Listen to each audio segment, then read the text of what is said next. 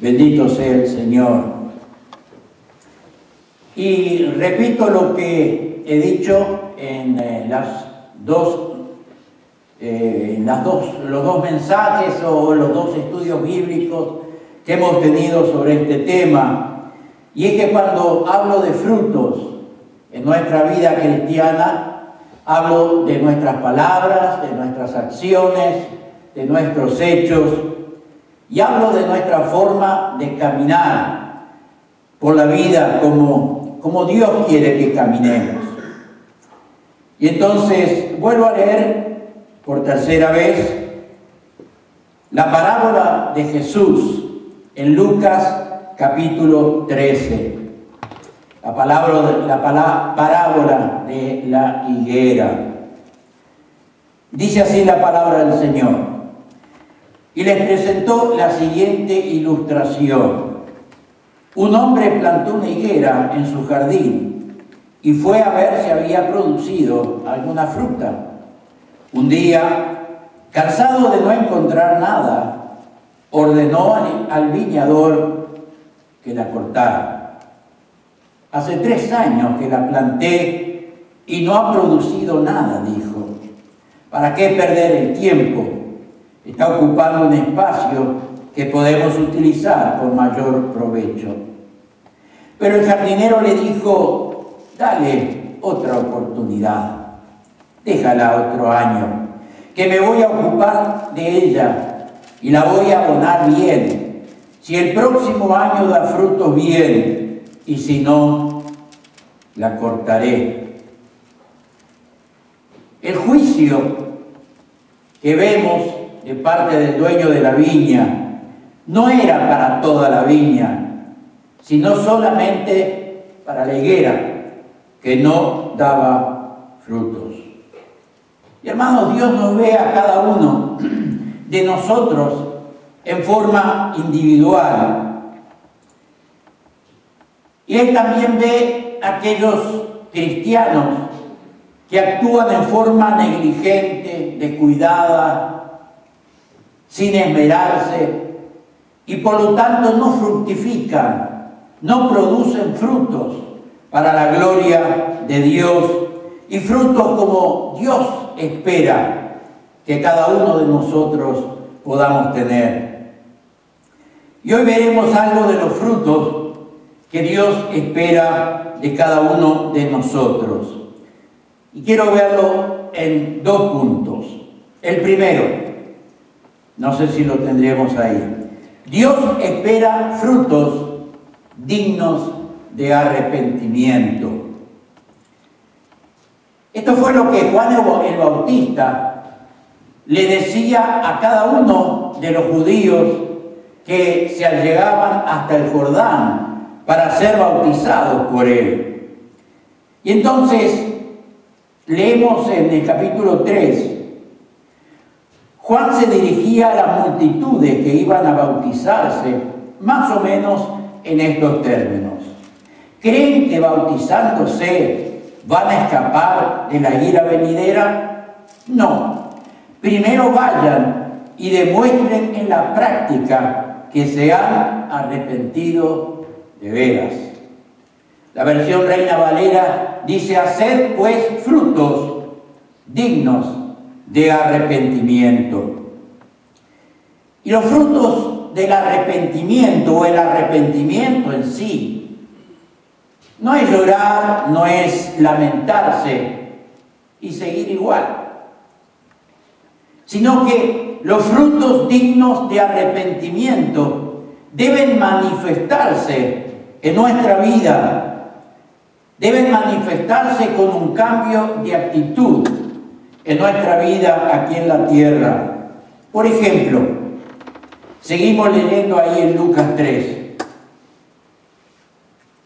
Le dicen a Juan el Bautista, ¿y qué quieres que hagamos? Si tienes 2 túnicas, le solía responder, dale una a un pobre. Si te sobra la comida, repártela entre los que no tienen. Aún los cobradores de impuestos, famosos por los corruptos que eran, iban a bautizarse y le preguntaban: ¿en qué forma quieres que te demostremos que nos hemos apartado del pecado?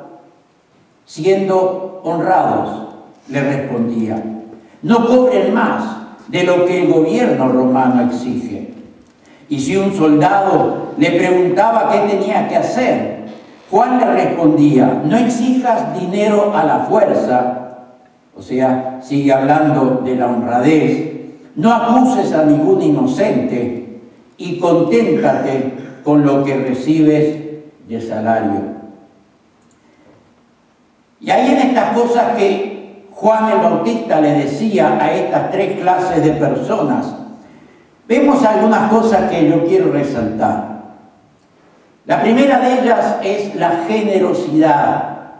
La generosidad, que es lo que nos impulsa a dar algo sin exigir ni pedir nada a cambio.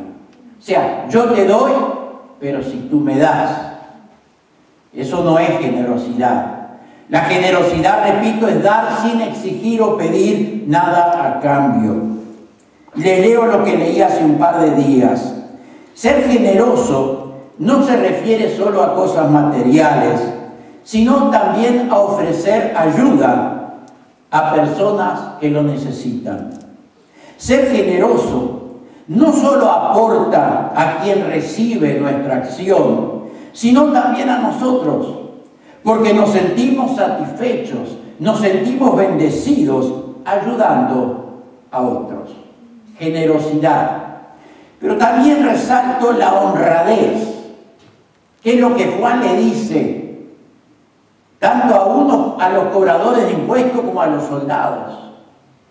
En otras palabras, sean honrados en todo lo que hagan. Ser honrado o la honradez es en todo momento ser sincero, actuar con respeto, actuar con rectitud y sin engaño. Ser honesto es actuar sin engaño. Y también resalto lo último, estar agradecidos por lo que tenemos y por lo que Dios nos da. ¿Saben?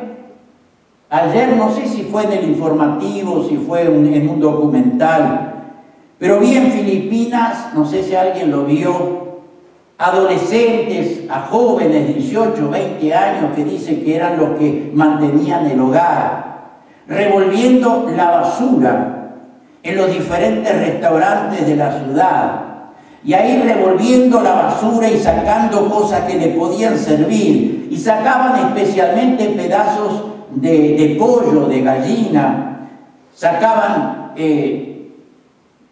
huesos que tenían un poquito de carne, lo ponían en una bolsa, lo llevaban a la casa y allí lo ponían en una olla grande, lo volvían a hacer y eso era la comida que tenían en la casa. Yo veía eso, hermanos, y surgió de lo profundo de mi alma: Dios, gracias por lo que tú me das todos los días. Amén. Jehová es mi pastor, nada me faltará. Y la otra versión que me gusta dice: tengo todo lo que necesito. Por eso, lo tercero, estar agradecidos a Dios por lo que tenemos. Si Él nos quiere dar más, no quiero decir que con eso nos contentemos y no busquemos progresar en la vida o tener algo más. No estoy diciendo eso.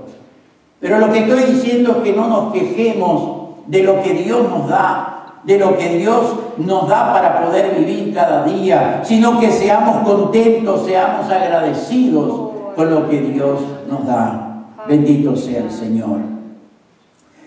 Otra cosa que quiero mirar, en 1 Juan, el capítulo 3 y el verso 9, dice: todo aquel que es nacido de Dios, o sea, aquellos que hemos recibido a Cristo en nuestro corazón, que tenemos la nueva vida en Cristo, es lo que Él quiere decir. Aquel que es nacido de Dios no practica el pecado.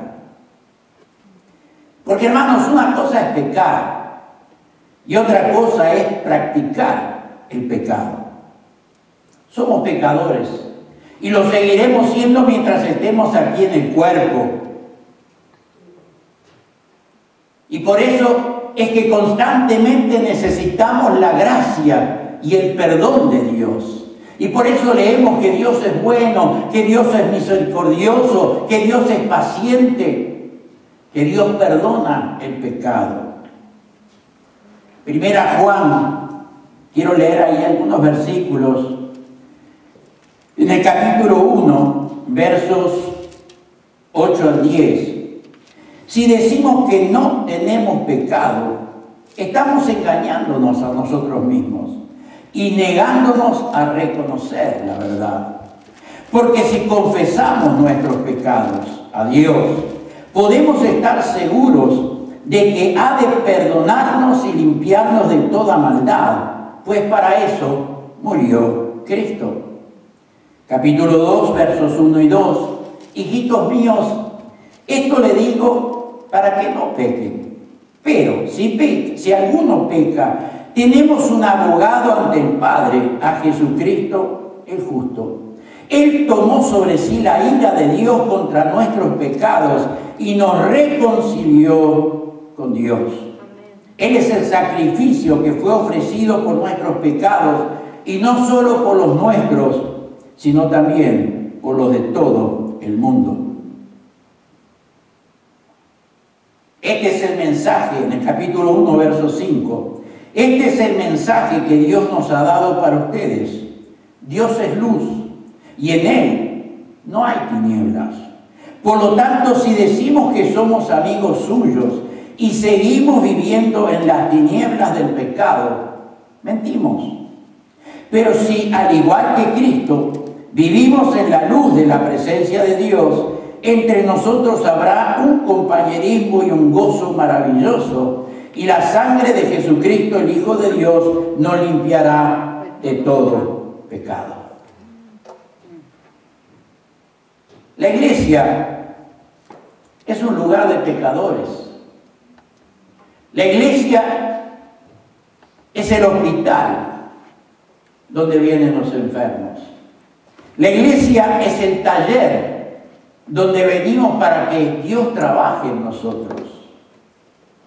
Por eso no puedo entender a veces a cristianos de años que dicen: no voy más a la iglesia porque fulana de tal no me saludó bien. U otro: no voy más a esa iglesia porque la que dirige los cantos no me gustan las caravanas y el collar que tienen. No vengo más a la iglesia. Nos reímos, pero ha pasado en nuestra iglesia. La iglesia, repito, es un lugar de pecadores. No de gente perfecta ni de gente santa. No busquemos la perfección en el hombre, en la mujer, aunque hayamos estado toda la vida en la iglesia. Nos estamos perfeccionando, porque es lo que dice la palabra de Dios. Nos perfeccionamos por medio de la palabra, por medio de la fe, por medio de la oración. Pero mientras estemos en la tierra, necesitamos la gracia y el perdón de Dios cada día. Dicho eso, digo también, pero otra cosa es practicar el pecado sabiendo que está mal. Por ejemplo, si tengo sexo fuera del matrimonio, sé que está mal y entonces me arrepiento, pero al otro día lo vuelvo a hacer.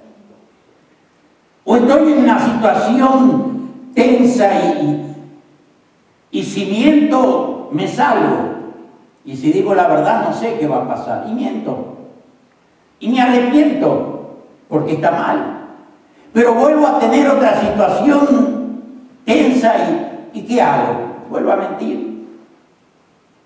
Sé que está mal embriagarme y me arrepiento y digo que nunca más, Señor, pero al fin de semana me invitan los amigos o las amigas y salgo y me embriago otra vez. Eso es practicar el pecado.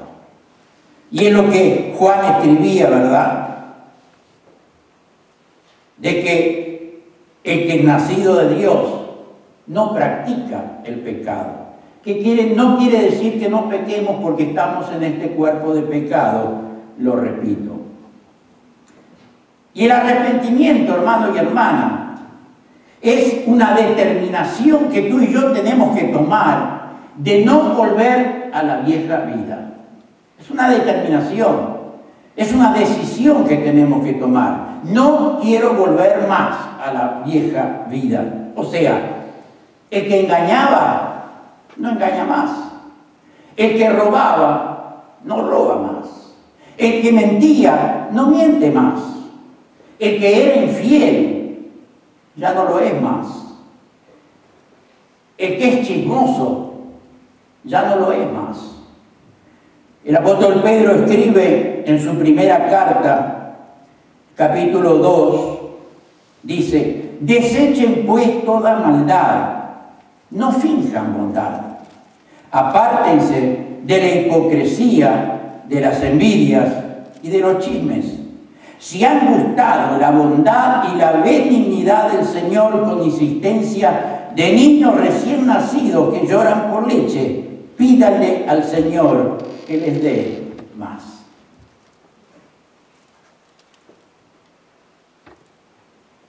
Los frutos dignos de arrepentimiento se manifiestan con un testimonio de vida que agrade a Dios. Repito, los frutos dignos de arrepentimiento. Primera Pedro, capítulo 1, versos 14 al 16. Dice: como hijos obedientes, obedezcan a Dios. No vuelvan bajo ningún concepto a la vida que llevaban cuando no conocían nada mejor.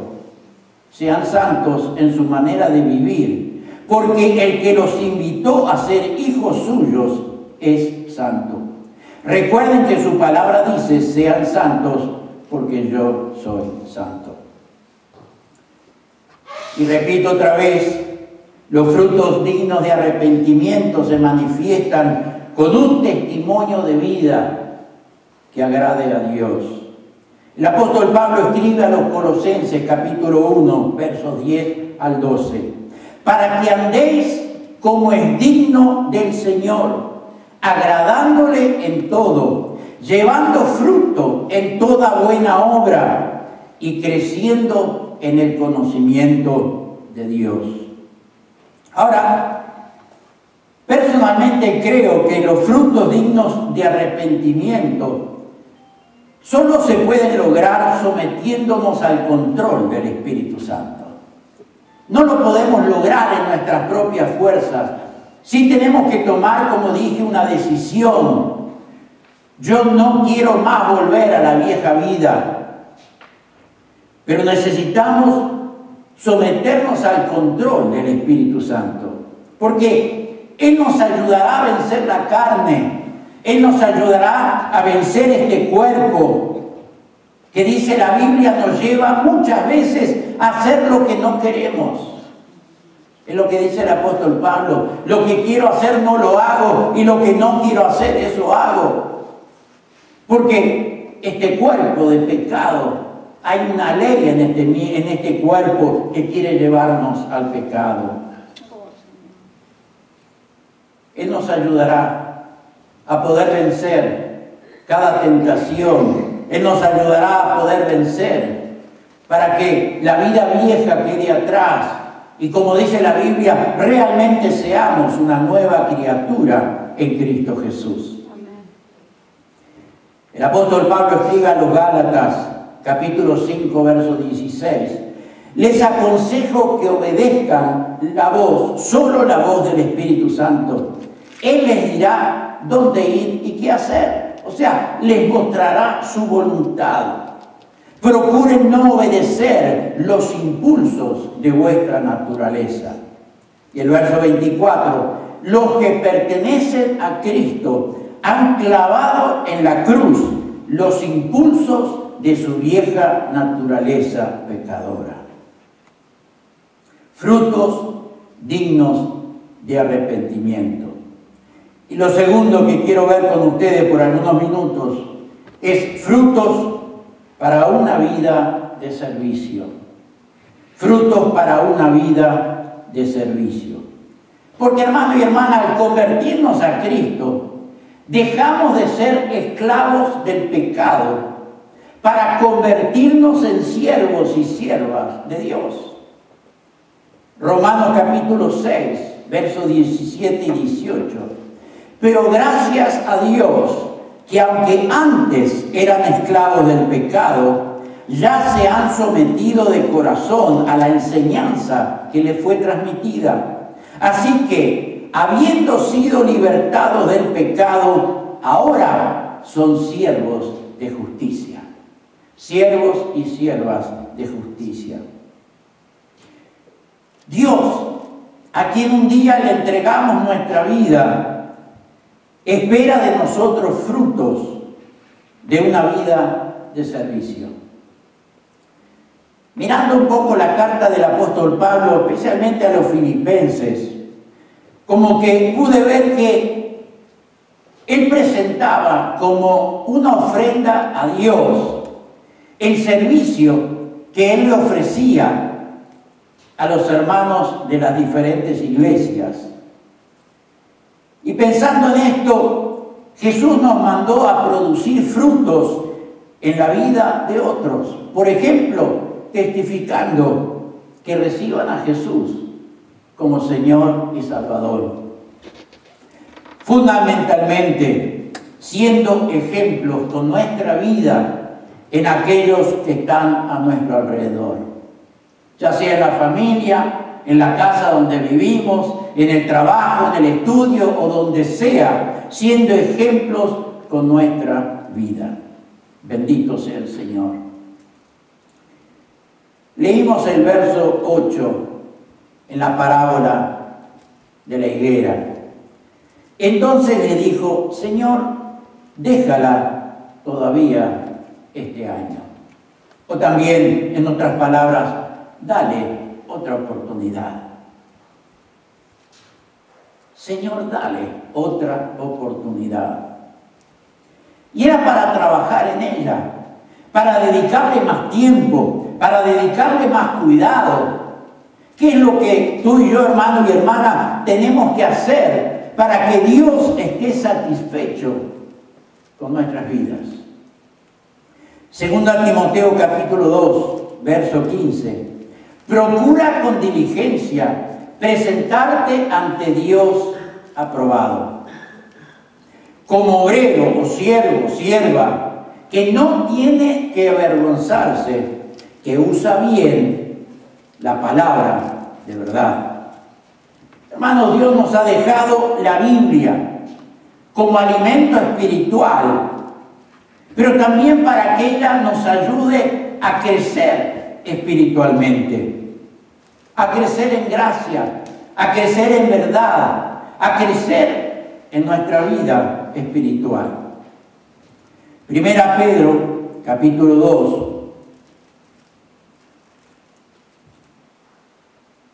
versos 2 y 3.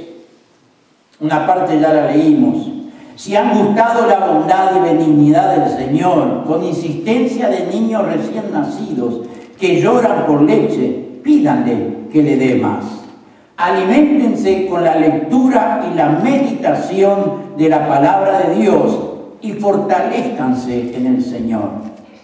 Acérquense a Cristo, roca viva que los hombres despreciaron, pero que para Dios es escogida y valiosa. Y Jesús dijo en una determinada oportunidad: ya ustedes están limpios por la palabra que os he hablado. La palabra también nos limpia. Por otro lado, dejar trabajar al Espíritu Santo en nuestra vida nos protege de errores que tú y yo podamos cometer. Porque leemos en Juan capítulo 16, verso 13: pero cuando venga el Espíritu de verdad, Él os guiará a toda verdad. Y si tú y yo, hermano y hermana, estamos caminando en la verdad, estamos caminando dirigidos por el Espíritu Santo,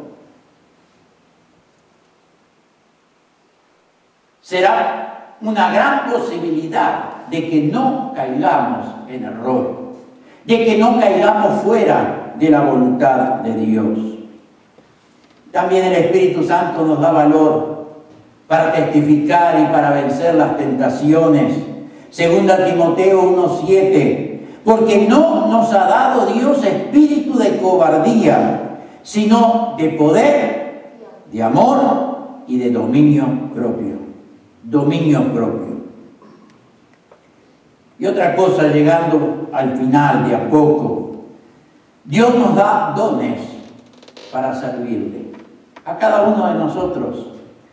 Leemos en 1 Pedro, estoy utilizando mucho las cartas de Pedro y de Juan, el capítulo 4 y el verso 10, dice: Dios ha concedido a cada uno de ustedes distintas habilidades características, o sea, dones.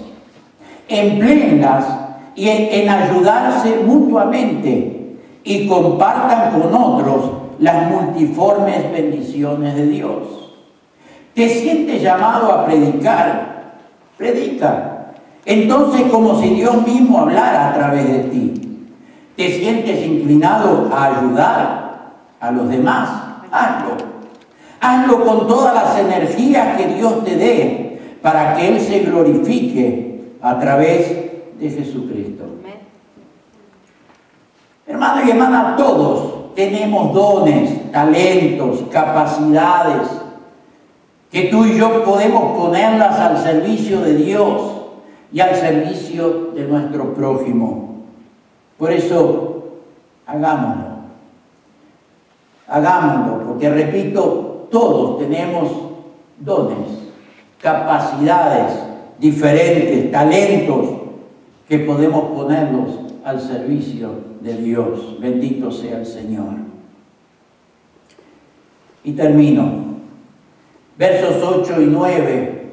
Leímos que el viñador le pide al dueño de la viña un tiempo de gracia. Déjala todavía este año.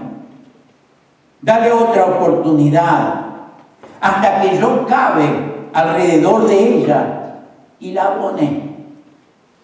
abone. ¿Y qué quiere decir esto? La abonará para que, alimentada, la higuera pueda crecer, pueda fortalecerse y pueda volver a producir frutos. Igual hace Jesús con nosotros, queridos hermanos y hermanas. Dios nos pone, Dios nos planta en su iglesia, trabaja con cada uno de nosotros, nos capacita para que llevemos frutos espirituales y pone en nosotros a su Espíritu Santo para ayudarnos cada día a producir los frutos que Dios espera de nosotros. Último texto que quiero leer. Dice Jesús: yo soy la vid, ustedes son los pámpanos. El que permanece en mí y yo en él, este lleva mucho fruto. Porque separados de mí, nada podéis hacer. Necesitamos mantenernos unidos a Jesús para poder recibir de parte de Él el alimento, la energía que tú y yo necesitamos cada día para vencer al diablo, para vencer nuestra carne, para vencer las tentaciones y para producir los frutos que Dios espera de cada uno de nosotros. Frutos dignos de arrepentimiento y frutos para una vida de servicio. Hermanos, esta parábola que hemos visto ahora durante 3 domingos una advertencia del Señor a su iglesia. Tomémosla como una advertencia que Dios nos da. Porque como leemos en el final de la parábola, si el próximo año da frutos, bien, y si no, la cortaré. No olvidemos esta advertencia de Dios a su iglesia. No la desechemos, no la tiremos a la basura, sino que el Espíritu Santo nos ayude a meditar en ella y a ver todo lo que Dios espera de cada uno de nosotros. Amén. Amén. Y antes de terminar, quiero que podamos